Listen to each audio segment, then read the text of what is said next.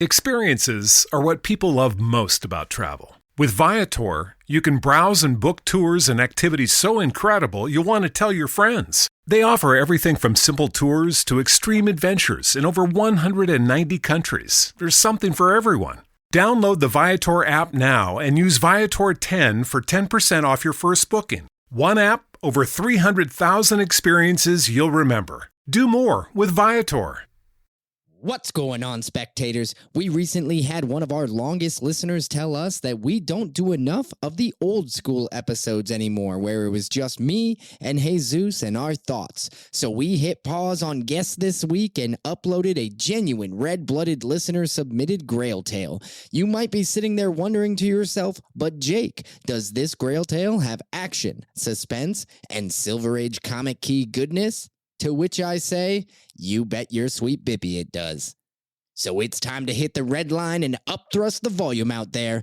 This is episode 43.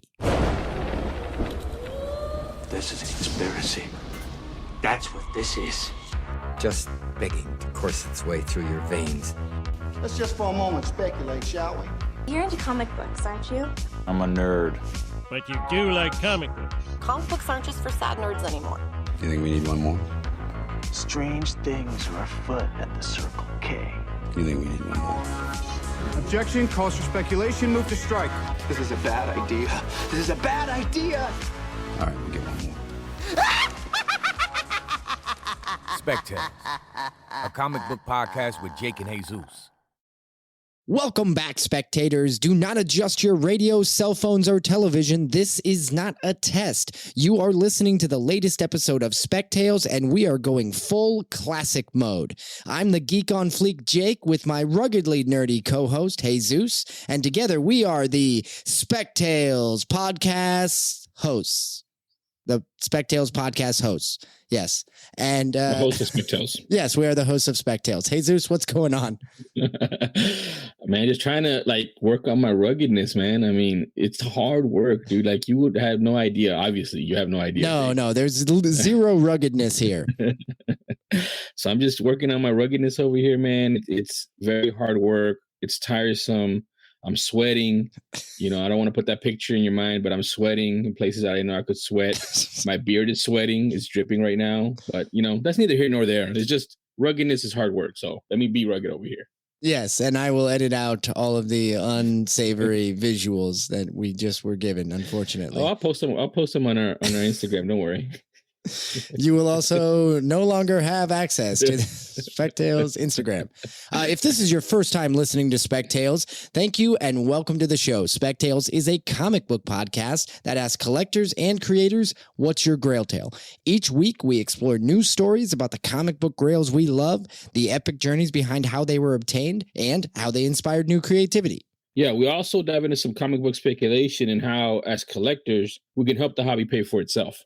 As I said earlier, this week we are going full classic mode. That's right. Jesus and I are solo. We are not having a guest on this episode. Please, before you turn the radios off, before you turn the podcast off, we have a listener submitted Grail tale. That's right. One of the listeners out there gave us such a good Grail tale. We had to say to all of our guests, because we have a ton of them just waiting in line, and we had to tell them, you got to wait.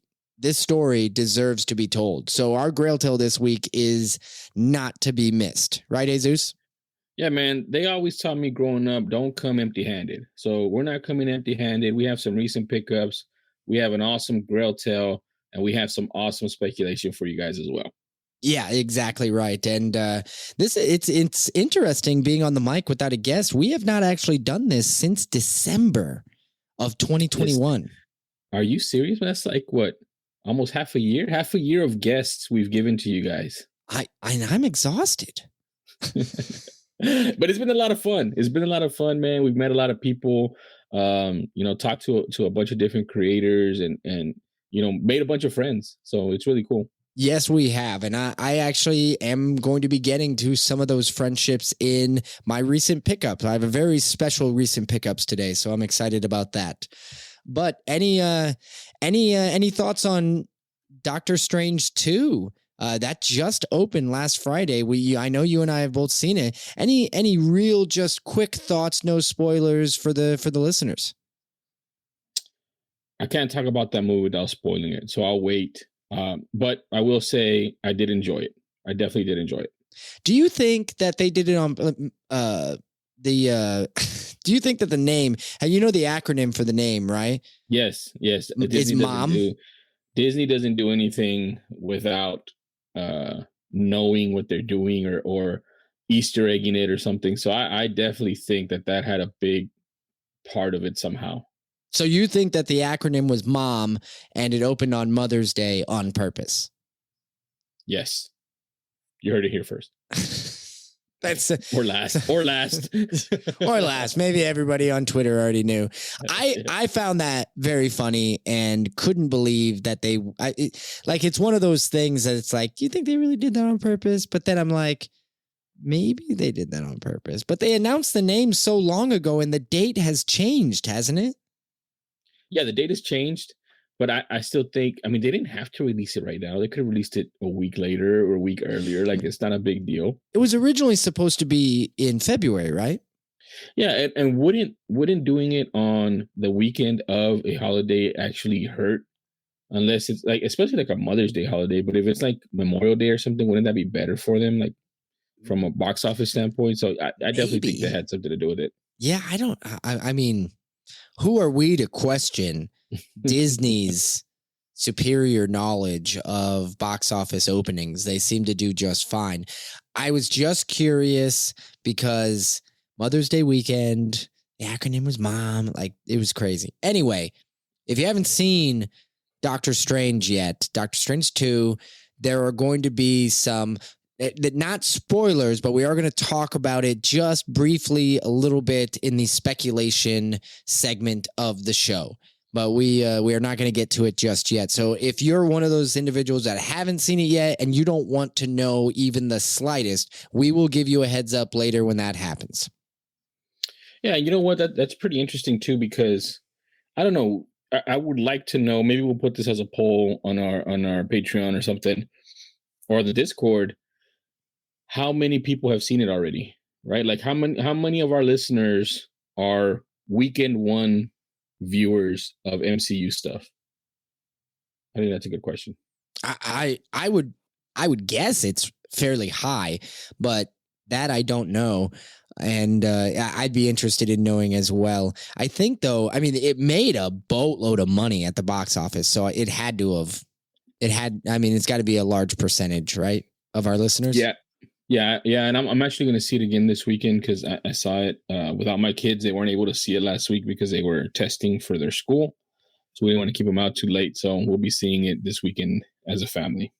Very similar situation. I saw it without my son, who is a regular moviegoer with me, especially for MCU films.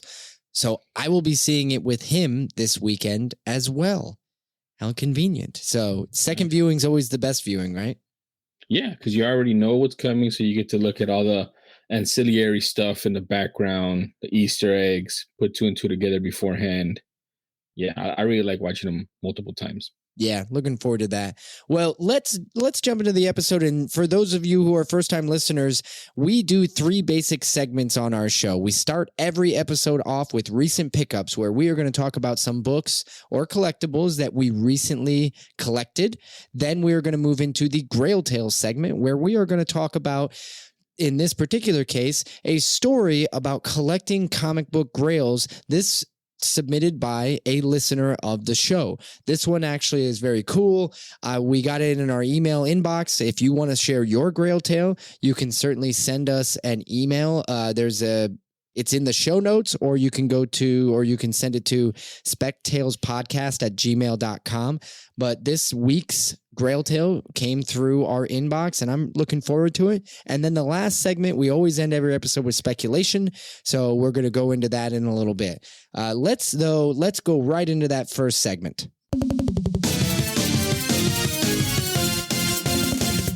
Recent pickups. The recent pickup segment. I'm really looking forward to this one today. Hey, Zeus, you always kick this segment off, so I'm going to let you to it. All right, man. I have one recent pickup. I think it's a really cool recent pickup. This goes back to our previous guest from last week, Lance from Comic Book Keepers, who told us about this. He also told us about this on the episode where Jake was a guest on What Am I Reading or What Are You Reading or something like that. And it's also the featured comic book for the month of May for our comic book. What is it?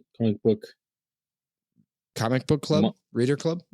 There you go, Reader Club. I don't know what I lost track of that word. Comic book Reader Club for May. It's Barbaric. And I finally got it in. This is Barbaric numbers 1 through 3. Oh, it's nice. Actually a hardcover. It's not a soft cover. So you got the hardcover. That's awesome. Yeah, I got the hardcover. It's pretty cool. It has a bunch of the covers on it.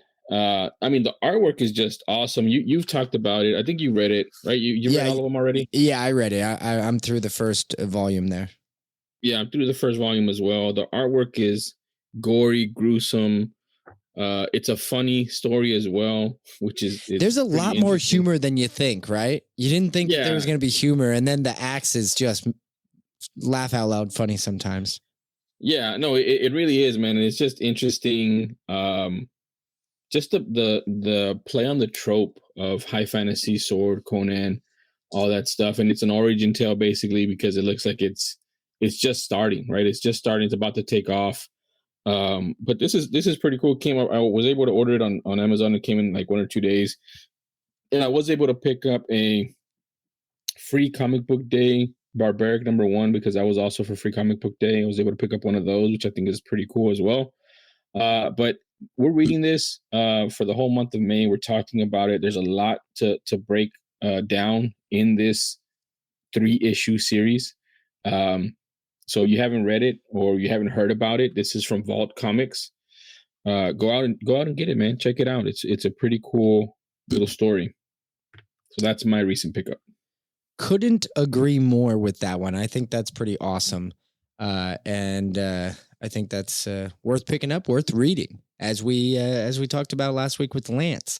It is interesting that you bring up Lance because Lance also is a part of my recent pickup as well. So something that happened to me a couple weeks ago, not to get too sad, but I lost my dog. So I had a dog of 15 years old. His name was Buddy. He was a small Cairn Terrier, kind of like Toto off Wizard of Oz. And I've had that dog for 15 years, and he just unfortunately got sick, kidney failure. And, by the end, he couldn't even get himself up out of his little bed. So it was pretty tough. Had that dog. We got him just a couple of months before my wife and I got married. So he saw everything, and he was so good with my kids. And so it was one of those things where it was losing a family member. And the thing is, I was having a tough time, and we have some really, really good podcast friends. I have a lot of great friends, and I had reached out. I knew that Mike from 10 Cent Takes, the podcast. Mike was on with Jessica. They were both on our show. It was episode, I think 37 or 8. I apologize. I'm not entirely sure which one it was. I probably could have been more prepared for that. But the thing is I reached out to him because I know he's a dog person. He shares a lot of photos of his dogs, and I had just reached out to just he asked how I was doing, and I kind of just told him the truth. And I was not prepared for the kindness that I was going to receive. After Mike found out, Mike talked to a few of our mutual friends. He talked to Lance over at Comic Book Keepers.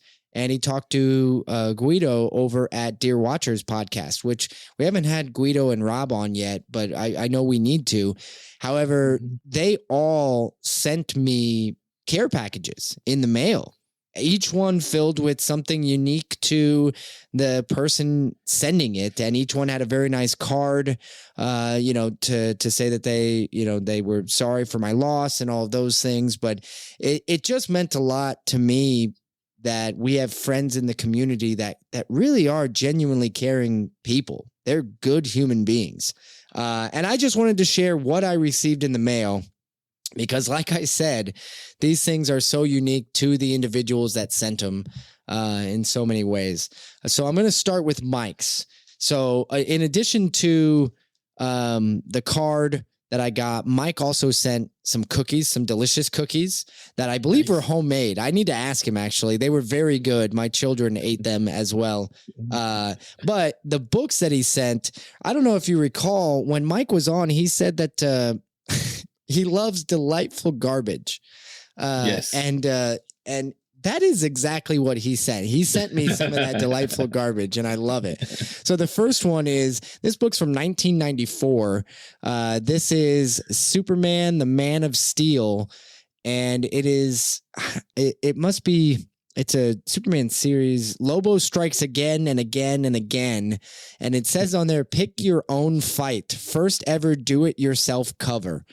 And this is back when Superman had long hair. I believe it's from 1994. And it's just, but this thing is quite unique. It's still actually in a sealed bag. And there are stickers on the back. It's in a sealed bag, so I haven't opened it. I probably won't now. But Man of Steel number 30, 32-page comic featuring Lobo versus Superman, and it's got a sheet of removable vinyl clings. So I guess you can make your own story or cover. And anyway, like that is the quintessential, like, delightful garbage from the 90s that I know Mike loves so much. So that was really that was so awesome. That's pretty cool. But in addition, he also sent me Rip Hunter Time Master. This is a 1962 comic. Which I'd never heard of. It's another DC comic, but I'm gonna have to dig into this one a little bit more. It's intriguing. And then this is Marvel Premiere featuring 3D Man. This is Marvel Premiere 35, and it's pretty awesome. Here, let me see. It's dope. This is the action-packed origin of startling new superhero from the fabulous 1950s. That's pretty dope, man. Yeah, it's such an awesome cover. There's a guy holding a briefcase that literally says "Top Secret" on it on the cover, because everybody marks their briefcases they walk down the street with "Top Secret," so everybody knows. But so that was what Mike sent me, and here is what Lance sent me. These are very interesting, and I'm gonna full on admit, wasn't familiar with these to begin with. This is number 1 and number 2 of a 2-part series, Backlash Spider-Man. Backlash Spider-Man. But what's unique about this, I don't know if you can see it from there, they're printed by Image Comics. Yeah, pretty interesting. I don't recall Spider-Man being printed by Image. I didn't know that this happened. When did I'm going to have to read more on these, but they're obviously a limited series, and I'm assuming these are late 90s. But Venom's there too. And it's an Image comic. So I'm sure we probably have tons of listeners who are screaming at their radio going, "This happened in 1998, you dumbass," or something like, I don't know. But yeah, it was 98. Was it really? Yeah. Holy shit, that was a shot in the dark. Man, I am so smart. Anyway, I don't know where this crossover came from. Is it a crossover event? It looks like it. I'm trying to find it, but so far I only have Spanish version of it. Oh man. Yeah, I can't find anything that's not in Spanish right now. So, well, I am loving the discovering of this. It's quite intriguing. And I've got the full series, I guess, 1 of 2 and 2 of 2.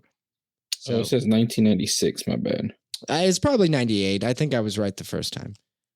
I don't know. I was just making that up. I just want you to be wrong. It's an Image and Marvel book. It says it's a crossover. So it printed by Image. Marvel, I don't see any Marvel name on it. That was what I was looking for it. And of course, I recognize the Marvel characters, but do not see Marvel anywhere on this. And the artists, the names are Kurt Busiek, Tony Daniel, Kevin Conrad, Dan Norton, and then it lists special surprise artists, but it doesn't say who.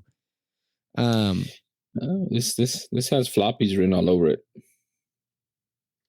Yeah, there might be something to it. So I'm gonna have to look more into it again to that as well. Lastly, this is from Guido, the Watcher, from the Watchers podcast. From the Deer Watchers. Yeah. And sorry, I got distracted by looking at the art in this book. Squirrel. So the book he sent me is a graphic novel called Rainbow Bridge. And it is specifically a graphic novel about losing a pet. And it says, losing a pet is hard, but what if you could have one last adventure together? And the story, I already feel like it's going to have me in tears by the time I get to the end of this. But it is basically the story about a young boy and his dog who, I guess, go on one last adventure together before the dog passes away. And it's probably going to break my damn heart. But I can't wait to read it. And I'm saying all of this, I'm putting all this information out into the world because I wanted to genuinely thank those three individuals. I was not prepared for that level of, heart, right? That just a heartfelt moment when I came home and had 3 different packages waiting for me with all of this stuff inside it and such kind words in the cards. And I, from the bottom of my heart, want to thank everybody. And I want to tell all you listeners out there, these are good people. Go listen to their podcasts. They make great shows. All right. That's 10 Cent Takes, Comic Book Keepers, and Deer Watchers. All these podcasts, they are good people making good shows. And if you're a comic book lover, they each have something unique for you. I listen to these shows every single week. 10 Cent Takes is every 2 weeks when they release, but I listen to it every time they drop. So thank you very much to all of you, Mike, Lance, and Guido. I really appreciate it. Yeah, man, if I could just say, we've talked and I've offered my sympathies, my warmest condolences on this too, because it's a loved one, your dog was a loved one. So, and also thank the guys who sent that, the community, this community I found in my limited time in it is like none other, man. And really, like you said, good people, good humans, good human beings, nice people. And, just thank you too, man. Just thank you for doing that and understanding and, helping Jake, kind of get through this. Cause it's not easy, man. It's definitely not easy. So I just wanted to say that piece of it. Yeah, man. Thank you. So that was that. It was a big deal. I'm really happy that we also have this platform to talk about that stuff and to say thank you.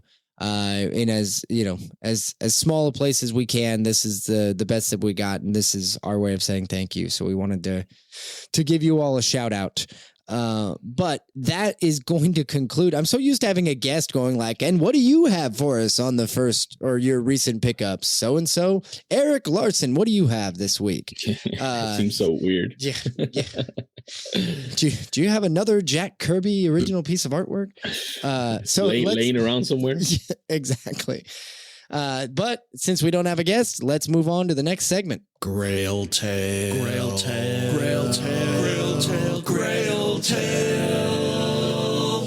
The Grail Tale segment. And I was about to mention, Jesus, I think we're going to break a record for the fastest episode recorded because we are on a blitzing pace right now.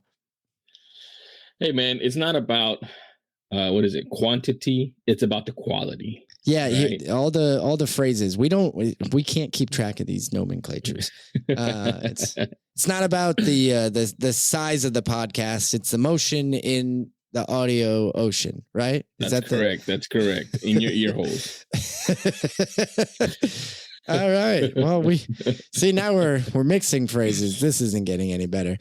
Let's move on to the Grail Tale. So we received an email from a listener named John, and John shared a story, and there were a couple of emails back and forth. And I'm going to just start with the first email that we received. So I followed up with some questions and got a few answers from John. But I'm going to give you all pretty much exactly what he sent us the first time. And just it was interesting because the title of the email was just My Grail Tale, a gift from Martin Goodman. And so that and then going into the email, it was just literally that. So here we go. As a kid in the late 60s, early 70s, my dad would take me, this is John's talking, to the Marvel offices while he would talk to Mr. Martin Goodman and his son, Chip, whom he was very good friends with. On a few of my visits, Mr. Goodman would give me comics either from the spinner rack he had from his personal office, which that's pretty awesome, right? He had a spinner rack in his office. That's badass. Yes. One of these visits, Martin asked me what my favorite character from Marvel was.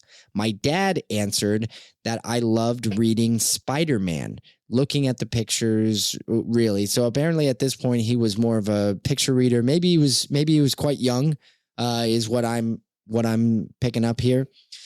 Martin went into the file cabinet and gave John an Amazing Fantasy 15 and Spider-Man 1. He said to take care of them because they were his file reference copies that they were used during their meetings. Both are pretty well used, and the fantasy has tape on sides. Before we left, I asked my dad to have Mr. Goodman sign them as I thought he was the drawer, and he has drawer in quotations, and in parentheses, he says artist of these books. He asked where to sign, and I told him on the cover. Now, that's the entirety of the first email that we received. And then he signed it, John, and sent back. And I immediately had questions, tons of questions. But let's just first react to this, right? Like, this is already being gifted an Amazing Fantasy 15 in any condition and Spider-Man #1. Can you believe that? Just because your dad was friends with somebody that worked in the Marvel building? Well, it's not just somebody that worked in the Marvel building, right? He said Martin Goodman. I mean, Martin Goodman is the publisher who launched Timely Comics, who eventually turned into Marvel Comics, what we know as Marvel Comics today. And not only that, but I think he sold it, and then afterwards, so he has two pieces of history, of comic book history, because then he also launched Atlas Seaboard, which we've discussed off podcasts, is those weird comic books that are like knockoff of the Hulk, knockoff of Conan, knockoff, and they only lasted for like maybe a year, but they were really cool. Some of them had really cool stories, and it was like one of the precursors to Image with creator-owned rights and stuff of that nature. So it's not just a friend. It's not just some guy who's in the bullpen, inking some stuff and messing up Jack Kirby's art. It's the guy who kind of started this. Yeah, and I appreciate you bringing that up because I was going to go into a little bit of who Martin Goodman was. Yeah, he was an American publisher, and he was responsible for pulp magazines and paperback books, and eventually launching the company that would become Marvel. So he, in some ways, was the father of Marvel comic books. And I know that title probably a lot of people are going to attribute to Stan Lee, but this man was heavily involved, of course. And so he gave his personal copies, or his, his copy from his office, right? Gave them to this young child, which was pretty amazing. Because even in he said late 60s, early 70s, right? That was what late 60s, early 70s. So let's just for the sake of it, let's call it 1969. Nice. And and just say that was when this happened. Okay. Well, Amazing Fantasy 15 wasn't worth the thousands upon thousands of dollars that it is now, but Spider-Man was still a hugely popular character. Those books were not they weren't worthless books when he gave them to him, for sure. Mm-hmm. No, I mean, I'm sure they were still worth something. I mean, it's still, I mean, when Amazing Fantasy 15 came out, it was a big seller and people wanted it. And that's why it launched his own title, right? Because it found its audience. So it was popular. And so it had to be worth something, even a decade on, or within the next decade. It was worth something because it's a popular character that launched its own title. So, yeah, I mean, I'm not saying it's worth what it's worth now, obviously, or anywhere close to it, but it was definitely had value to it. Yeah. So I immediately had to follow up that email that he sent me and return with more questions. I needed more information, as you and I both wanted. So here's what we did. I formulated an email and sent back, in addition to, thanking him for sending his message, I said we had some follow-up questions. And I said, where are the books now? How did receiving these books impact your collecting habits as you grew up? And then I wanted to know if Spider-Man was still his favorite character. And that was kind of that was the extent of what my follow-up questions were, or what our follow-up questions were. And here's what he came back with. He said, the books are still with me as it reminds me of when Pops and I bonded. I asked CBCS in the past to verify signatures. However, there are apparently no Martin Goodman signatures on file. Can you believe that? No, luckily, Martin's grandson, Jason, and I are still friends. So I'm waiting on him to take a look and authenticate the books for me. But I think that's still incredible. I mean, first of all, Martin Goodman doesn't have a signature on file that they can even compare it to. And then two, John is still good friends with Martin's grandson. Like, this has been a friendship that has lasted generations. That's already immediately cool. So then John continues. My dad actually collected books before I was born, read them to me when I was in mom's belly. Most of the early comics in my collection are half gifts and half payments for work my dad did for Martin. When Martin left Marvel, my dad helped him move to his new Atlas offices, and from the trunks of copies he gave him, I still have about 3 full sets left of the 1970s Atlas titles. So remember what you were just talking about? Huh? Mm-hmm. Yeah, see, full circle. Mm-hmm. That's called full circle storytelling there, buddy. And then it continues, and yes, Spidey is still my fave. And I asked how all of this impacted his collecting. Well, he said he still has most of the Marvel sets that Martin gave him, Daredevil 1 through 20-ish. He said that him and his brother continued collecting Daredevil till the first series ended. Captain America 100 through ? He says, cannot remember how many caps he gave us, but I've got a full run of the first series. So a considerable amount. Iron Man, Submariner, etc. And he said, I have pretty much completed the first Marvel series sets. Seemingly for everybody. As for Spidey, Martin gave us the first 30 books, and I have continued collecting Spidey on and off. And then John continues saying that he is still into collecting and is actually working for the Eternal Con, which is the Long Island Comic Con, which happens July 2nd and 3rd of this particular year. And he says he stays in touch with friends in the comic industry and helps them or brings them to the show that he helps run. And he is happy that we're going to share his Grail tale. So I think we need to start before we really get into more of this Grail tale. Let's first start by thanking John for sharing the story. So John, if you're out there listening, this was an incredible story that we were thrilled that you wanted to share with us.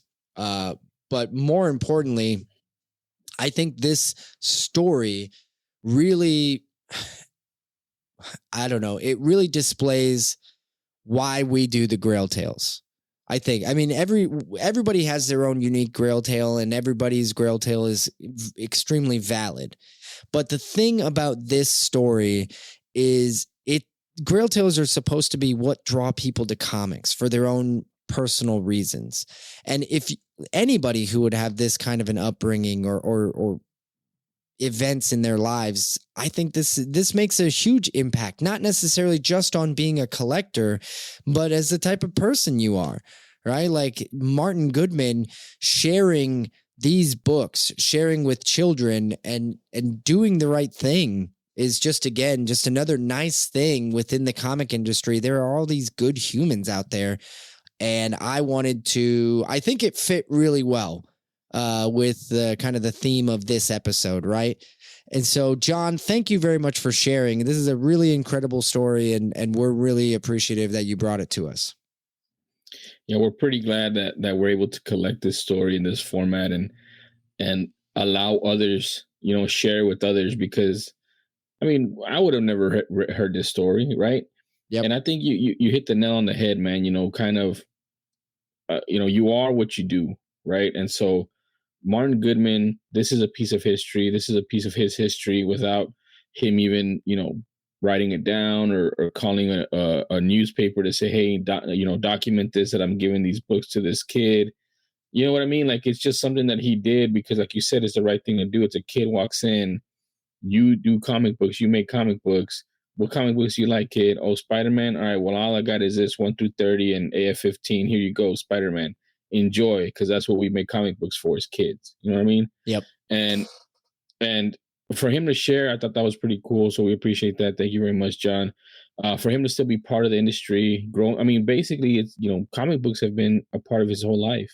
Since he was in the belly, like he said. So it's just really a really cool story. I mean, at the same time, it's awesome. I mean, yeah. all those books that he got, all that run, like there's some jealousy there. Like, man, 30, the first 30 ASM, how many first appearances are there? You know what I mean? The first cap 100 through what have you, Daredevil, all that. It's just really cool, man. It's really awesome. That's, one day I hope to get to that level as far as collecting goes. But man, that's so cool. It's a piece of history that we get to share. Yeah, I thought it's super, super cool. And in addition to that, because John was nice enough to support our show, to send us his story, John, he revealed to us that he is working for Eternal Con or working at Eternal Con. So we don't know. I don't have any of John's social media information. I don't have where he's located. I tried kind of looking it up a little bit, but I think John would appreciate, I hope that you appreciate, you can go, if you want to know more, you can try to reach out to John through Eternal Con. Eternal Con does have social media. You can look up on Instagram, Eternal Con Expo. They also have a website where you can get all sorts of information. That's eternalcon.com. It's a Long Island Comic Con. It looks like a pretty incredible event, to be honest. They've got, it's coming up in July, but they've got a lot of people lined up for the event. It looks like there's, I'm not going to name their entire list of all the people they have coming, but it looks like it's going to be a really fun event that's coming up.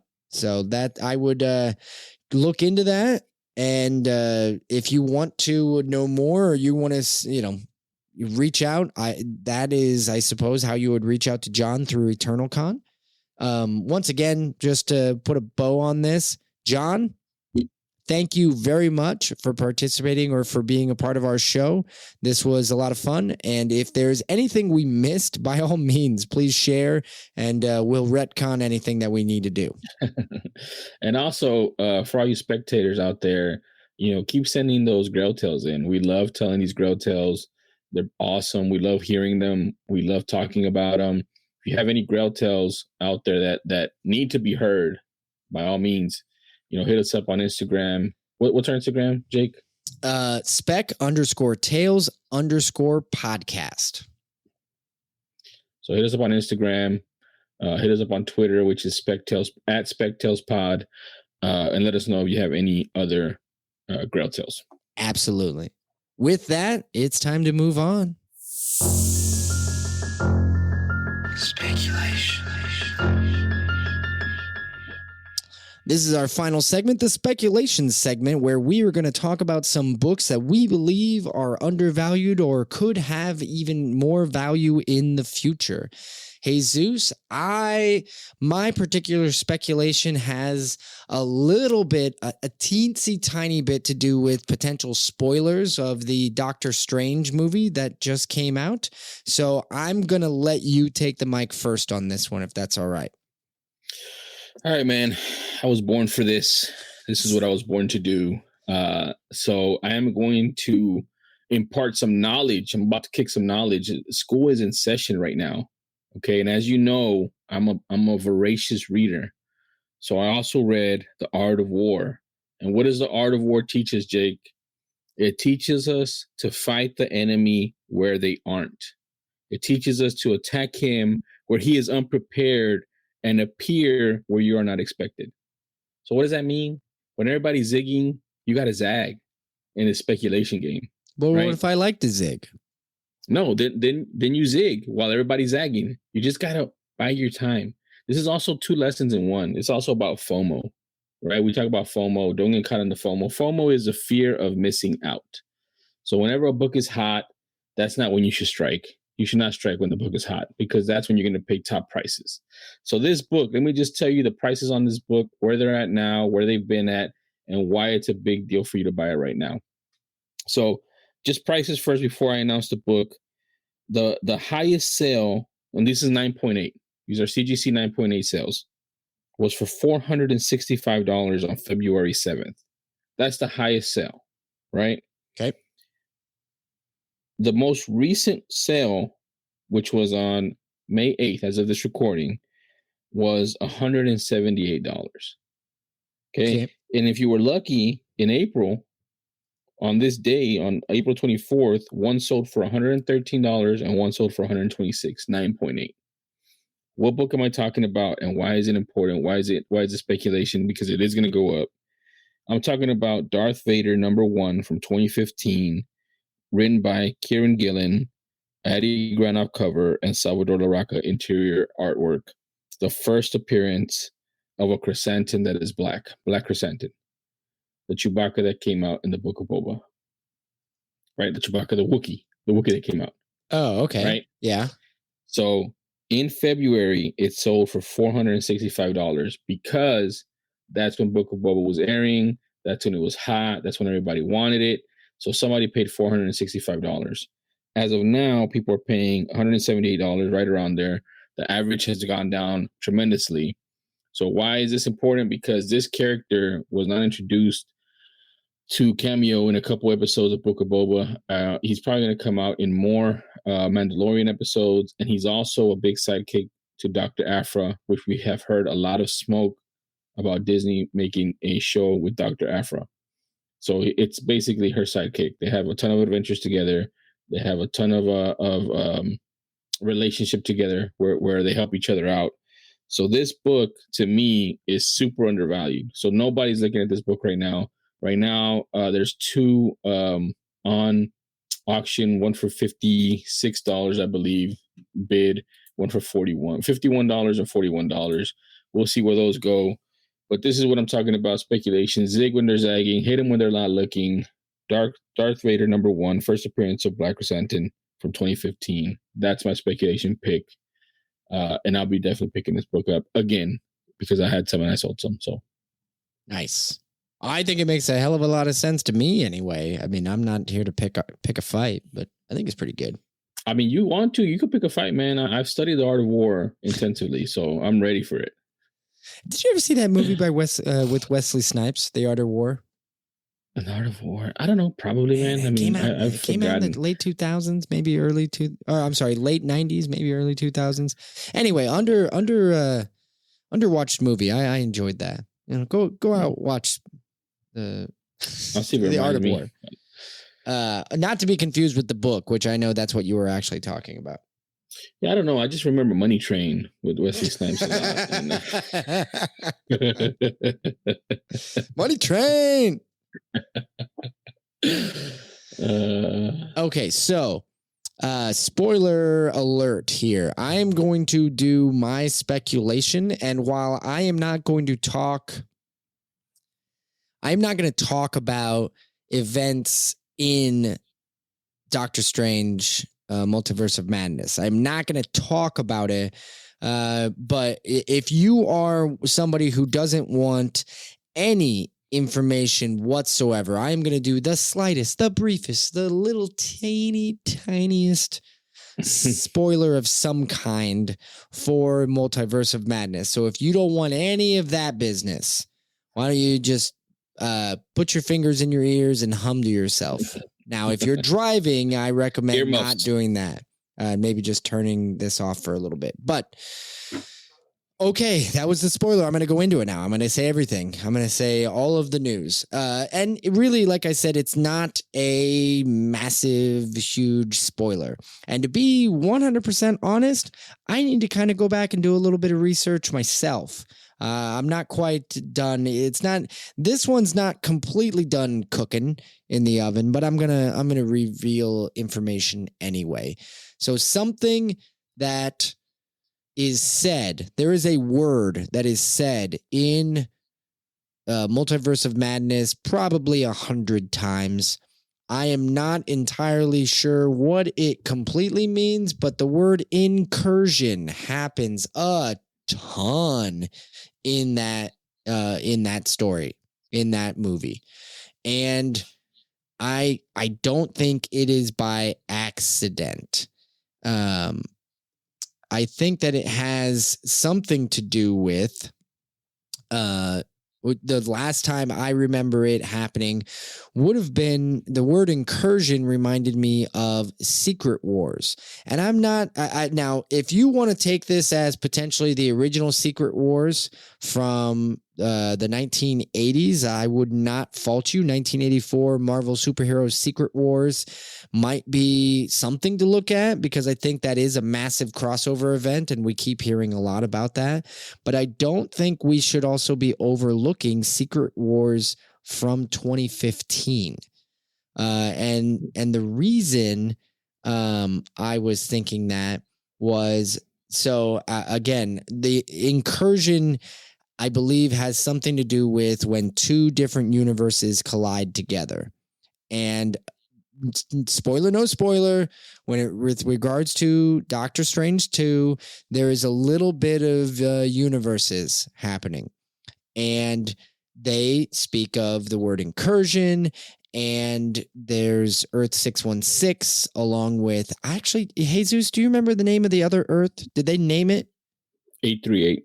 838. Okay. So that's, man, Jesus, you walked right into that spoiler. See, I didn't say anything. You're the one who just spoiled. Oh man, 838. Shoot.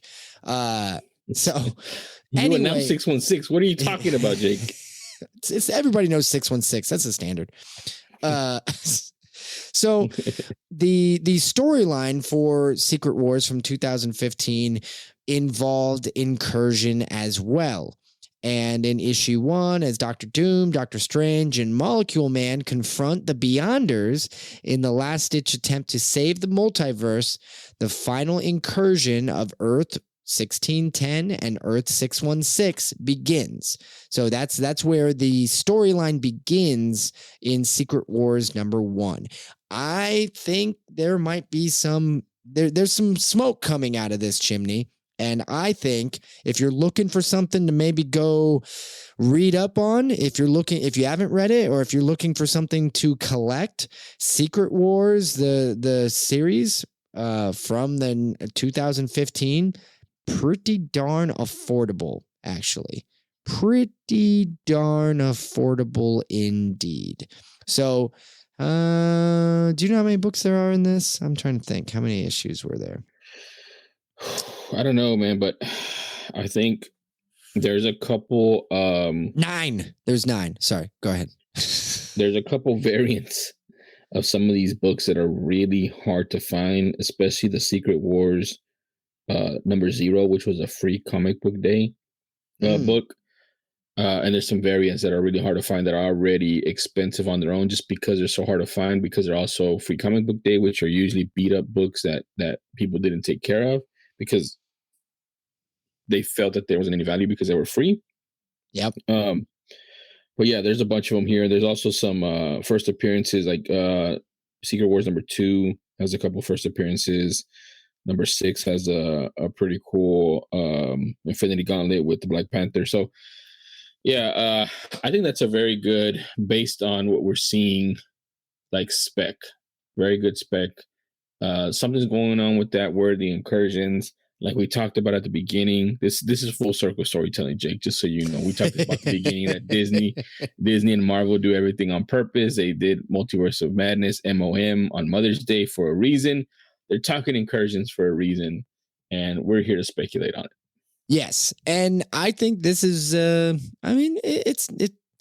it's a pretty cheap I guess if you want to use the word investment, sometimes when it comes to comic books, you don't use those words together. But in this particular case, it could be a really low risk, low dollar amount of investment to put into some books that might pay dividends later.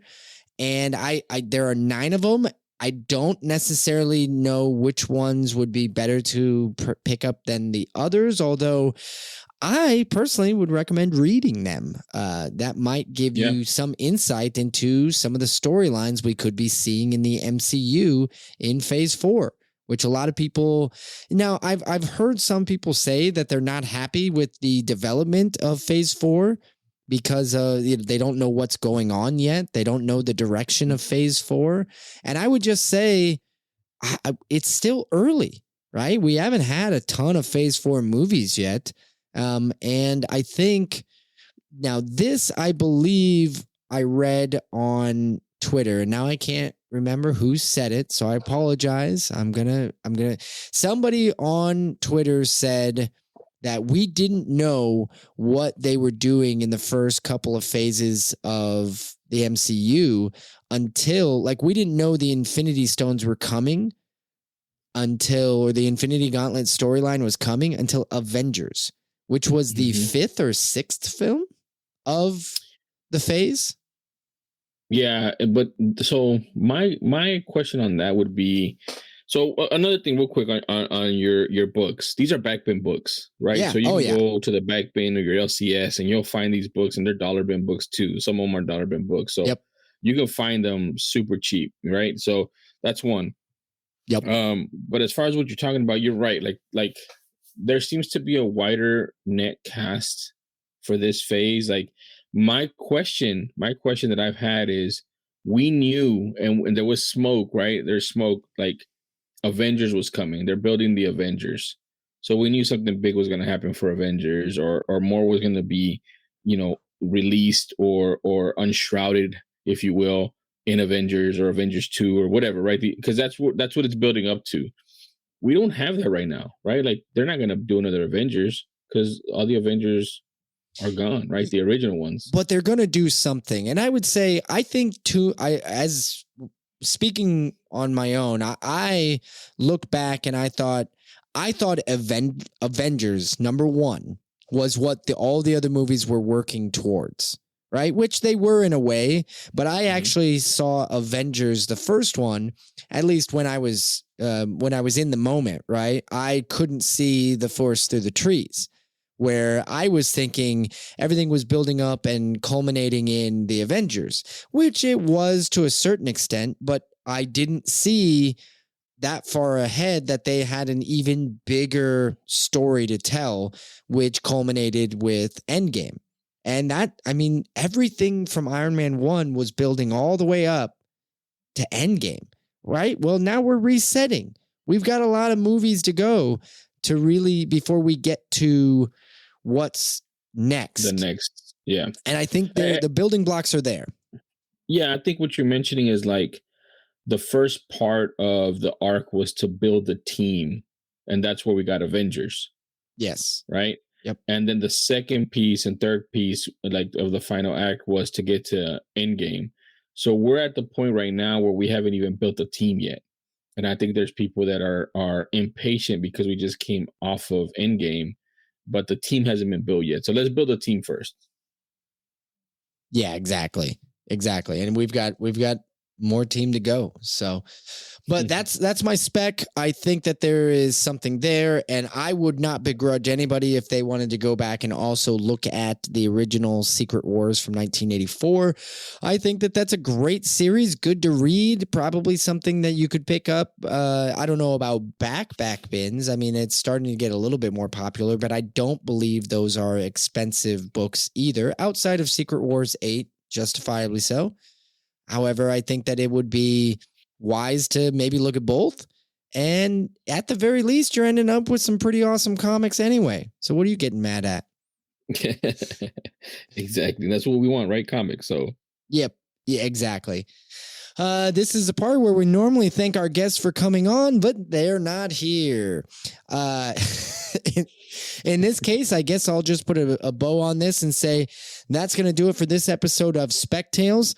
Hey, Zeus, thanks for joining me once again. This was a lot of fun. We should do this again more often, right? Just me and you. Yeah, I think hanging out. We got something going here, man. We got something going here, man. Yeah, there's some. What do they call that when you put two things to chemistry? Yeah, there's some chemistry. Yeah. And thanks to all you out there listening in. We appreciate you very much. If you'd like to reach out to us, you can contact us on Twitter, SpecTalesPod, or on Instagram, Spec_Tales_podcast. And if you are enjoying the show, it would do us a huge favor if you were to go over to Apple Podcasts and just leave us a 5-star review. Tell everybody how much you love us, and that would help them find us. So we'd appreciate that. That said, that's all we got. Thanks, everybody, and we'll catch y'all next week.